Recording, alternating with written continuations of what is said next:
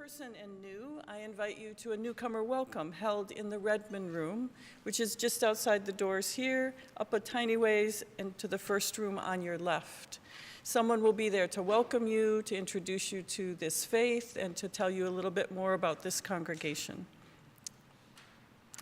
As we enter a new season of honoring as the thematic thread for worship in November and December, we begin with a service that is focused specifically on honoring and remembering those who have died. Today, this service has a very special musical component. Our words, stories, and rituals will be interwoven with the choral music of Gabriel Fauré, a French composer from the late 1800s. We'll hear movements from his Requiem, which was written between 1887 and 1890. The opening music you just heard, sung by the Chalice Singers, was the Introit and Kyrie from this Requiem. The text is in Latin, which you can find in translation in the order of service, UUAA.org/OOS. I'd like you to hear what Fauré, an agnostic, had to say about his own faith. Everything I managed to entertain in the way of religious illusion, I put into my Requiem, which moreover is dominated from beginning to end by a very human feeling of faith in eternal rest. So hold on to that phrase, a very human feeling of eternal rest. He says human, and he says rest, not salvation or damnation, but rest. Now, centuries ago, at least in the Western European context, if you were not royalty or very wealthy, you probably lived a difficult life. The everyday was not filled with comfort and ease.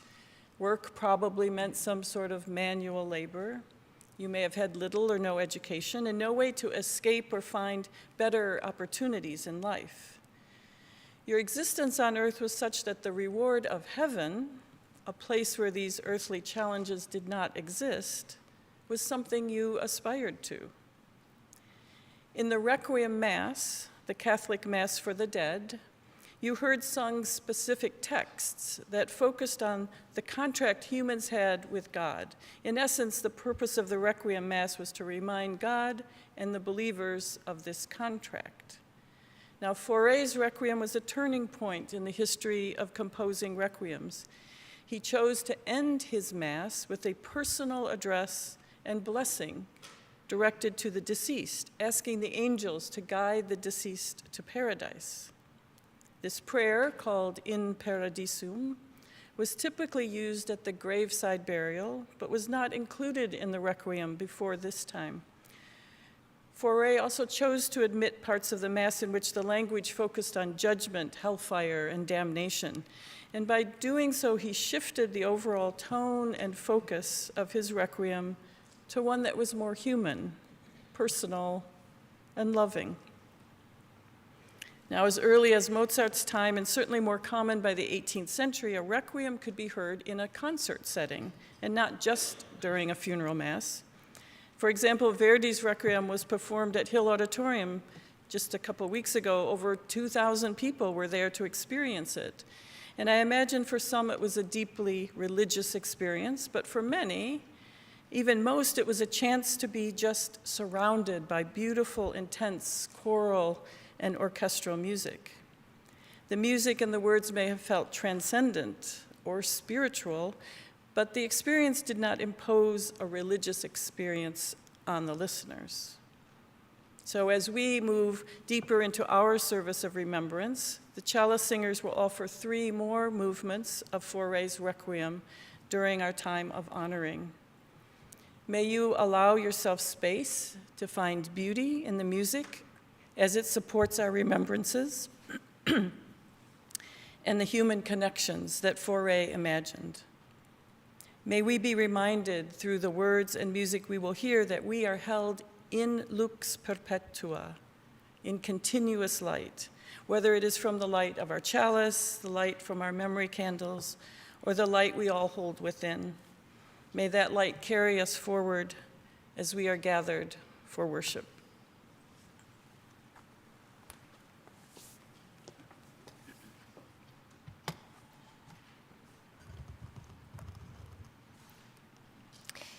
Rituals create paths that guide us on our way.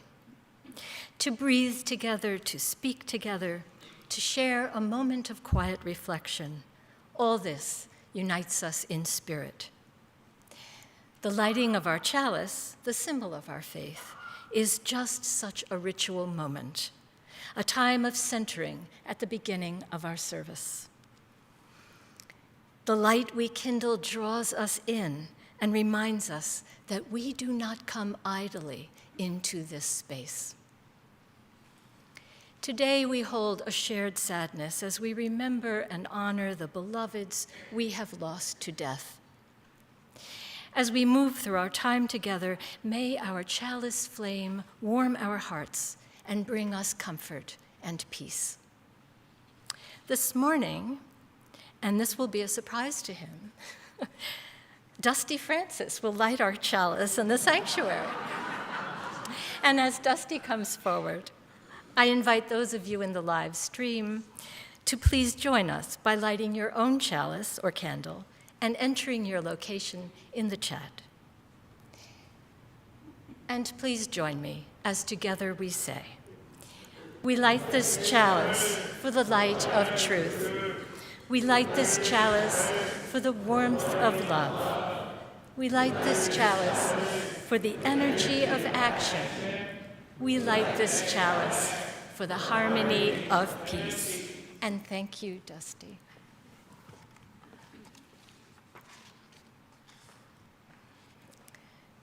Unlike many religions, we have no creed, no one set of beliefs to which we are bound. Instead, we are free to find our own path and discover our own spiritual truths. Through our covenant, we commit to support each other's journeys and to be together in right relationship. Week after week, as we recommit to live together in peace, we lift up the love that is the center of our faith. Please join me as we renew our covenantal vow.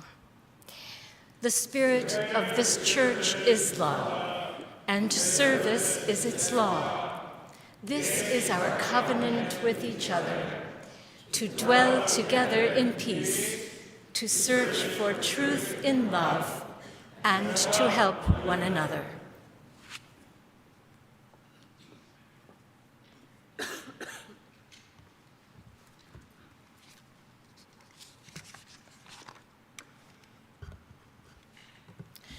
Not so long ago, my kids and I were having a conversation about some of the big things. And they asked me what I think happens after we die. I went into kind of a boilerplate spiel about some people believe that our souls go to heaven, and some people believe that we are reincarnated, and some people believe that when our bodies die, our consciousness dies too. And then one of them interrupted my very long-winded response and said, "No, Mom, what do you think happens?" Well, I gave them an honest answer, which is that I just don't know. My rational, evidence-based side is inclined to accept that death is the end of us, body and mind. My heart needs my beloved mother and grandparents and pets to still exist somewhere so I can be reunited with them when I die. And I confess to them that I want to believe the latter, because if it's not true, then the last time I saw my mother really was the last time. Well, after a bit of back and forth, the conversation veered back into less vulnerable territory. But I couldn't stop thinking about what it would mean if there's no life after death. What if I never see my mother again? It means that we live on only in the memories and mementos of others. And memory and mementos are fragile. How can we heal and move forward while also keeping alive the memory and legacy of our loved ones? Our story for all ages this morning offers a glimpse into how one young girl grapples with the experience of loss. The Memory Box, a book about grief, written by Joanna Rowland, illustrated by Thea Baker.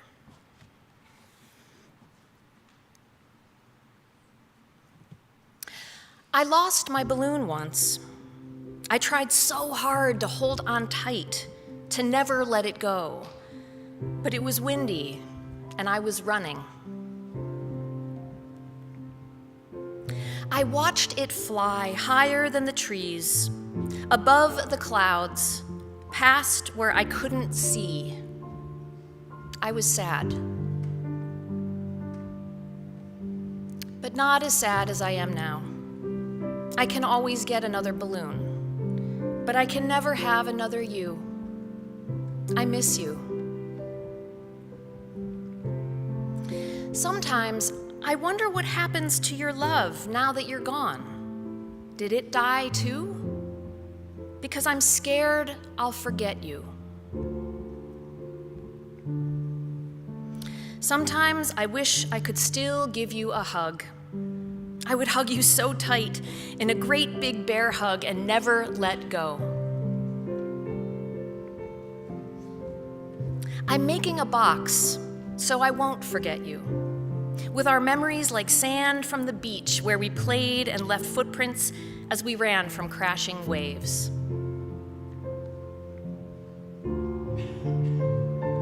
I want to go everywhere we've been, everywhere you've been, everywhere we wanted to go.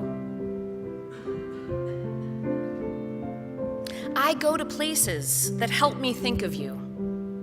I look around and remember. It makes me smile. And then I find the perfect thing for my memory box. Some days are good. I laugh, I smile. Other days I wonder if I'll ever stop feeling sad that you're gone. But I always think of you. So many things remind me of you. Today I'm asking everyone about their favorite memories of you. Silly, sweet, some just so you. I'm listening to every word, imagining you laughing with us. It helps me when I think about our special times. And it even helps to still do the things we'd planned to do together. You're still with me in my heart. Now I'm making new memories. My first time on a roller coaster, trying a new sport, exploring a new place. I'll always share these memories with you. I was afraid I would forget you, but I won't. You'll always be with me, no matter where I go. Whenever I miss you, I'll think of you, and I'll never forget.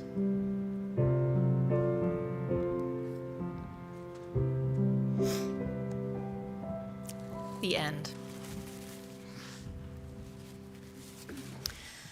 I now invite you to offer love and tenderness to all of our children and youth, wherever they may be, as we sing out The Time for All Ages.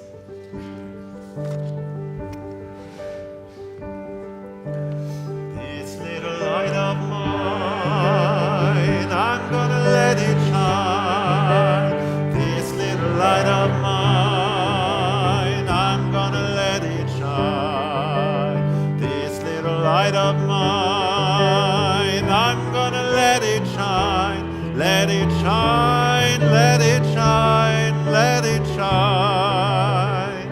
Everywhere, everywhere I go, I'm gonna let it shine. Everywhere I go, I'm gonna let it shine. Everywhere I go, I'm gonna let it shine. Let it shine, let it shine, let it shine.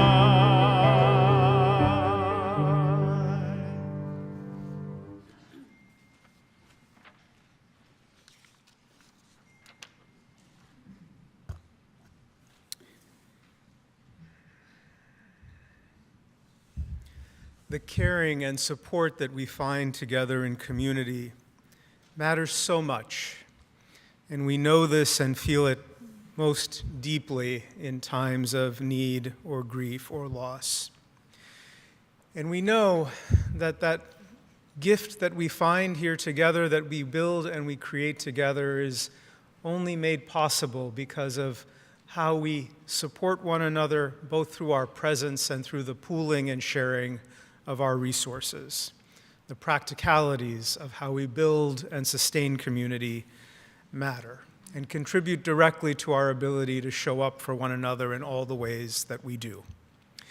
It's in recognizing that our offering this morning will soon be collected. In just a few moments, the ushers will come down the aisles here in the sanctuary. If you're here with us in person, you can offer check or cash in the baskets. If you prefer to give electronically, you can do so by going to uuaa.org/giving or text UUAA to 73256. I want to take just a moment to note that, we are very much aware of the uncertainty that we're all in the midst of this weekend in terms of the 1 in 8 Americans living on food assistance who don't know whether that food assistance is continuing or not as of today. In support of that, we've been in dialogue with local food pantries such as Food Gatherers and Packard Health, and the request back from our local partners has been that those who can donate financially to please do so. They are not asking for food donations at this time, but rather financial resources which that they can then help direct in the ways that are most useful for impacted families. If you're in a position to contribute and support the local needs that may be emerging around food assistance, we encourage you to go to uuaa.org/giving, and there are drop-down boxes that allow you to specifically donate in support of Food Gatherers and Packard Health. We thank our community for its ongoing, generous support, not just of our work, but the important work and ministry that's needed in our region. This morning's offering will now be collected.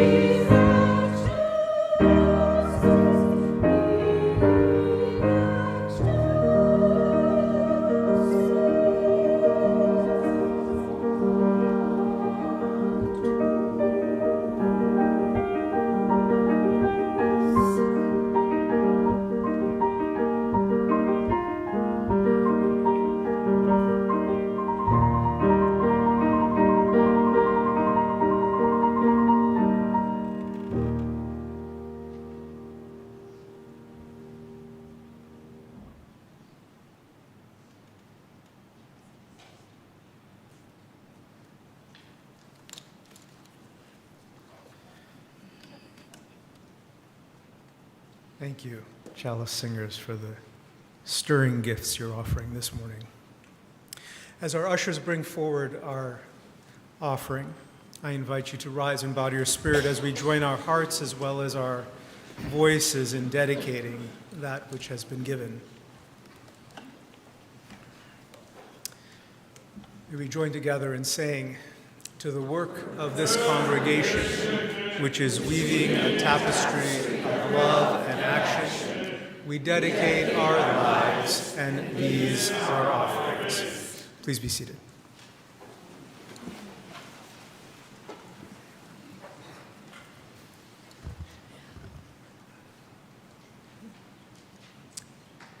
We take time now to honor and remember those from our UUAA community who have died. We begin by kindling our candle of memory. This candle holds in its flame all those we have named and remembered over many years in our past ceremonies. Today, we add to this list those who have died in the past 2 years. As the choir sings this litany of remembrance, I will light a candle for each person named. During the singing of the litany, you are welcome to join in the response, "You are not forgotten." We will also place a stone for each one named in this bowl that holds water gathered at our water communion ceremony. Later, these stones will be placed outside in the area around our memorial garden.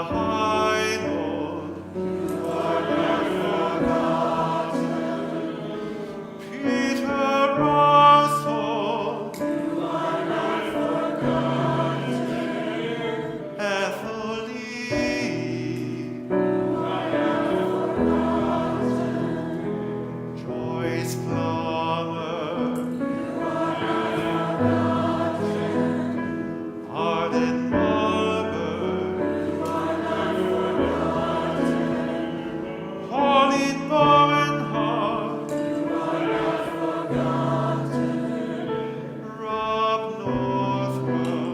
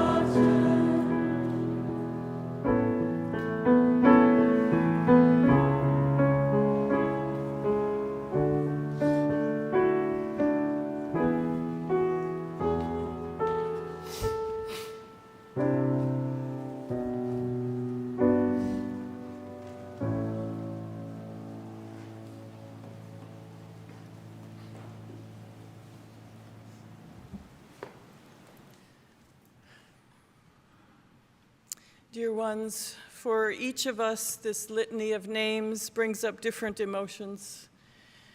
For someone new to the congregation, there may not be any connection with the names.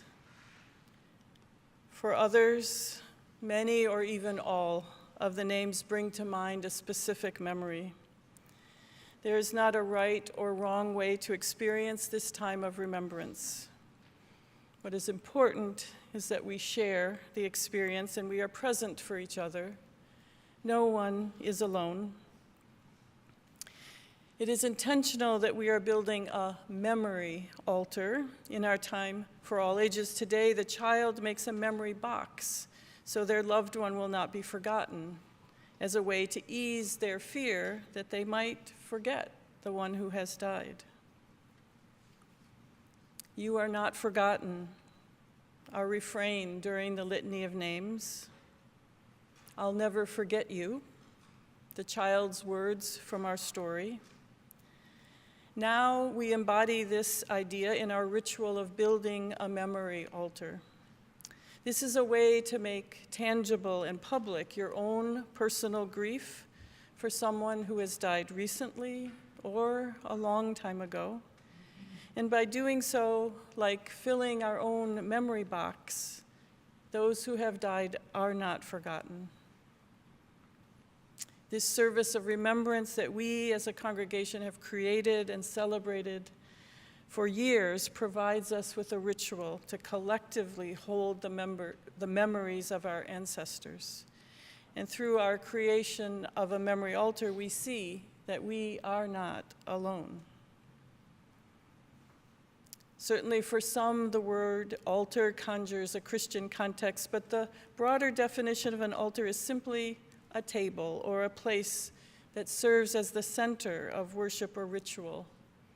And what I love about our Unitarian Universalist version of altar is this. It is what you see before you. It is very literally a table, and it is the center for ritual. And it is accessible for all of us. There's nothing secret or reserved for only a select few. It embodies the sense of community and connection we aspire to every day. We have created sacred space here. Our altar already has a few things on it. There's water and stones and flowers. And in a moment, you'll be invited to come up when you feel ready. You can come up through these aisles, and if it's easier to circle back around, whatever seems to work for you. You may place a photo or another item on the altar if you wish. And if you did not bring something, you are still welcome to come forward and write a name or a memory on the piece of paper. We have some here at the end of each table. And you can leave that on the altar. You are also invited to place a stone into the bowl of water on the table, speaking the name of someone you are remembering, either silently or aloud. If you need assistance during the ritual, let us know. You can raise your hand and we will bring the ritual to you at your seat. Now, for those joining on live stream, I hope you will create a sacred space, your own personal altar, maybe in front of your chalice or candle, and place a photo or remembrance there. If you would like to share the name of someone you are remembering, feel free to add those to the chat so fellow live streamers can bear witness. And if you have a stone you are placing on your altar and you would like to add it to the stones here, you may drop it off at the church, and it will be included when I take the stones out to the memory garden. So let us begin, being mindful not to crowd each other at the table and allowing the time needed for remembering.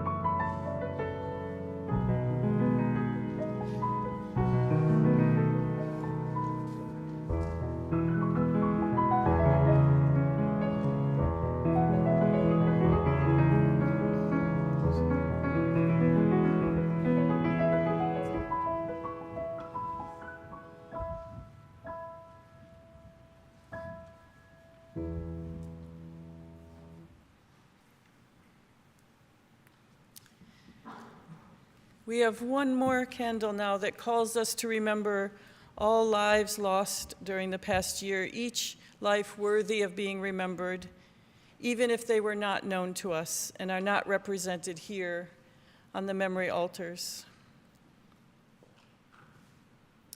Among them, we remember those who have died in wars and conflicts.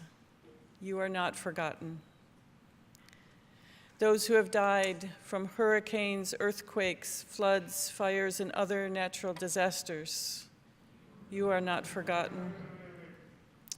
Those who are victims of mass shootings and gun violence. You are not forgotten. Those struggling with mental illness who have died from suicide. You are not forgotten. Those who are Black, Indigenous, people of color, trans, and non-binary who have been victims of hate crimes. You are not forgotten.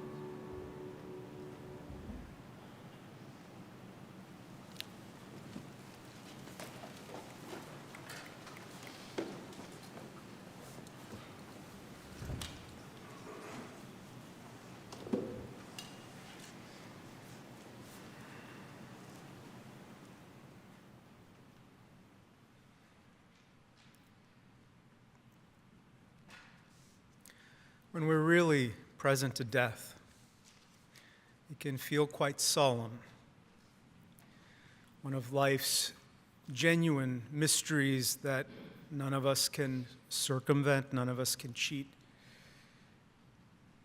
It can also feel enormous, large, transcendent, like a grand requiem, like eternal light. Yet beyond the mystery, beyond the enormity, beyond the transcendence, lie other aspects of our relationship to death.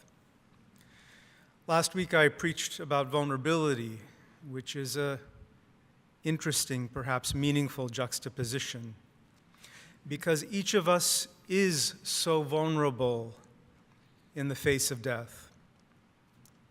When it's the death of others, it's the vulnerability of our tender hearts.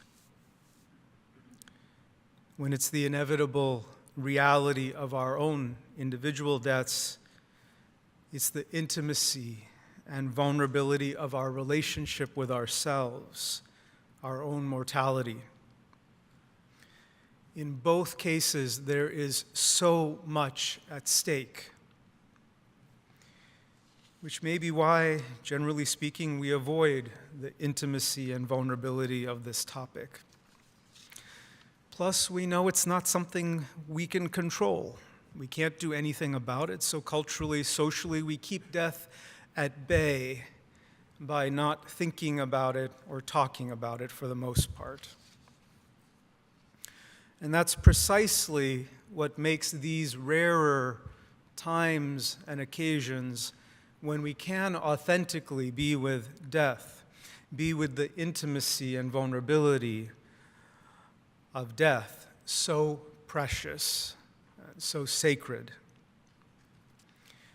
Our annual Remembrance Sunday is one of these times and places, a culturally and spiritually sanctioned container to let our hearts be tender and to acknowledge and hold together the mystery, the fear, the awe that is evoked by the losses we must navigate and our own inevitable finality. As we hold in our hearts with love and care those who are no longer with us, we know a few things for sure. We know that love does not end. It lives on at the very minimum in memory. It lives on in its impact. It lives on in the energy of the love we continue to pass on and share with others. It has an energetic presence and a movement that cannot be stopped. And some of us, myself included, have experienced how relationship can not just continue beyond death, but can even continue deepening. Such has been my experience, that relationship can continue and it can continue to grow and deepen. It was a surprise to me. It wasn't something I was expecting. And even though I know through my experience, not belief, but my direct personal experience, that relationship can continue beyond physical form, I don't know that I feel greater equanimity or peace about my own inevitable death. And therein lies another reality. Every time we have to navigate the death of someone close to us, it brings up our own finitude as well. There are private moments when I try to imagine, even though I know I can't, not being me, or a slow fading away into the mystery. And my attempts at trying to imagine that at times can induce almost a feeling of panic. I rather like being me. I can't imagine not being me. I don't even know how to imagine not being me. And I say that with some vulnerability, because culturally I'm one of the people you're supposed to come to who's supposed to have all the answers on this topic. And like you, perhaps, I have my own moments of profound fear at the mystery and uncertainty that we know is inevitable.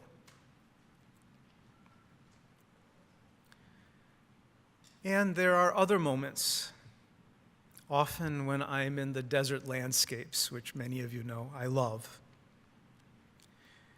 And in those spaces, I can see beyond human time so finite, it's so small ultimately. But in those landscapes, I feel connected to geologic time, the time scale in which rivers have carved canyons, and which former lakes and seabeds now sprout cacti. And I feel at one with the rhythms and cycles of nature. I know that everything here came from stardust. Everything living has a cycle of life. And I know, not just with a sense of peace, but maybe even with reverence and beauty, that we come from that stardust and dirt, and that I and we are the miracle of creation experiencing itself, and that I and we will return to being stardust and dirt, and the cycles will continue on. I, whatever I is, and we will continue on, molecules, energy, as part of that ongoing creative dance, part of the movement of life, part of the movement of love. And like most of us, on most days, I try not to think about it. Out of sight, out of mind. I silently hope to get through another day without death visiting, because I know, like most of us here do, the grief of collapsing to my knees at the news of a loved one's death. I don't want death showing up like that. None of us do. And in its other guise, honestly, I'm not ready to go just yet. As I age, with each passing year, I've been learning more and more how to look for the beauty in each day and how to trust that the problems that arise will work themselves out. Ironically, the fact that I have now lived more years than I have left has pushed me to develop these skills, pushed me to master the art of not wasting a single day. Out of sight, out of mind doesn't have to mean that we can't acknowledge and honor death. We can honor the tears and the grief and the reality that love always, always endures. We can honor the moments when, on the inside, often privately, we tremble at the fear and uncertainty of our own death. And we can honor the profound knowing that we are each part of the cycles of birth, life, death, rebirth that have been the defining characteristics of the universe since the Big Bang. May we remember and honor these things.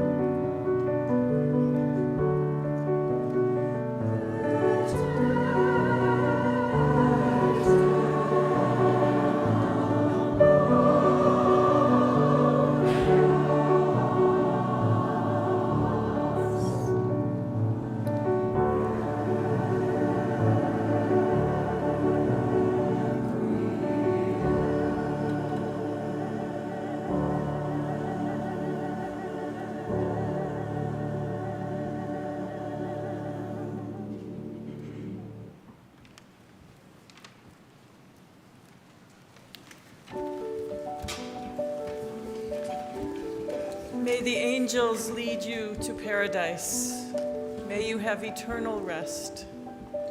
However you personally define paradise, may those we have remembered today be in such a place. May they be held in lux perpetua, in continuous light. May the light that we find in our hearts illuminate those we have lost, so that we will not forget them. Our candles remind us that it is in our naming and remembering those we love, they live on. The altar reminds us that we maintain connection with those who have come before, and that our public sharing reminds us that we are not alone. Sharing the stories of those who are represented here in these photos and stones, in letters and jewelry, flag.